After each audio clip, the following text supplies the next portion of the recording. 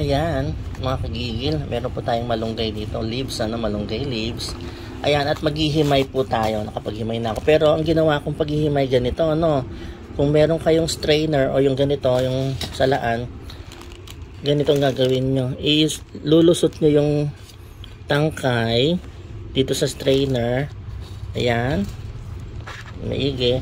Tapos ihilahin nyo. Ayan. Yan, ito yung tangkay. Nasala na yung mga dahon.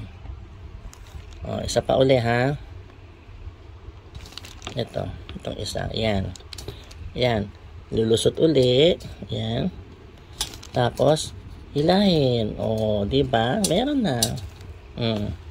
Ito pa uli. Isa pa. Ayan. Hilahin. Okay? Ganyan ang gagawin para mabilis tayo makaano ng malunggay. Ayan mga kagigil, you know naman, it's Friday and it's taran! Yes, it's Munggo Day. Ayan. Isosok po natin yung munggo natin for 2 hours. Yan, para lumambot siya, para mas madali siyang, lumambot nga pag pinakulungan na yan. Yan ang gulay natin na ilalagay, yung ating ampalaya, at ang ating malunggay na healthy.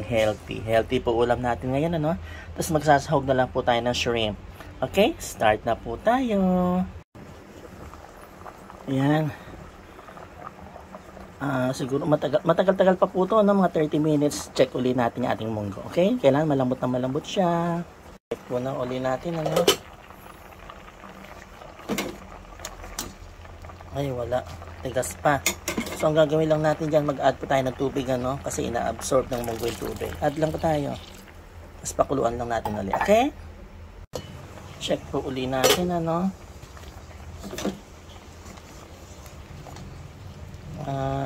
hindi pa. Konti pa. Okay? Check na natin,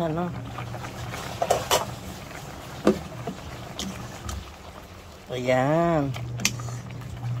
Pwede na. Okay? Turn off na natin ang kalan. Tapos set aside muna natin siya, Nagpalit lang po tayo ng pan. Pasutay tayo ng bawang. Sibuyas. Ay, ang bango. Ang bango talaga ng bawang at sibuyas, Kamatis.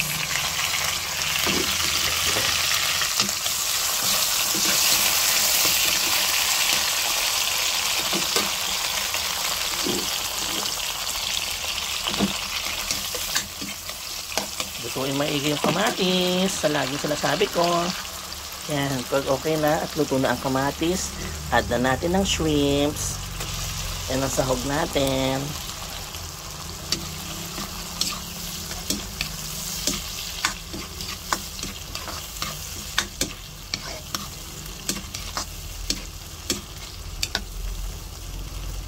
Ang bango. Ang bango na shrimp. Pabayaan natin siya mag-pink. Mag-color pink. Ika nga. Yung ating shrimp. Then, lagay na po natin yung ating munggo. Yan. Lagay tayo ng shrimp cubes. Konting Ajinomoto. Ayan. Simmer muna. Lagay na natin ang ating ampalaya. Ayan. Lagay na po natin ang ating malunggay. Ang very healthy malunggay. Simmer na lang po ito, Siguro mga 5 to 7 minutes okay na siya. Ayan, mga kagigil, tikman na natin ang ating munggo.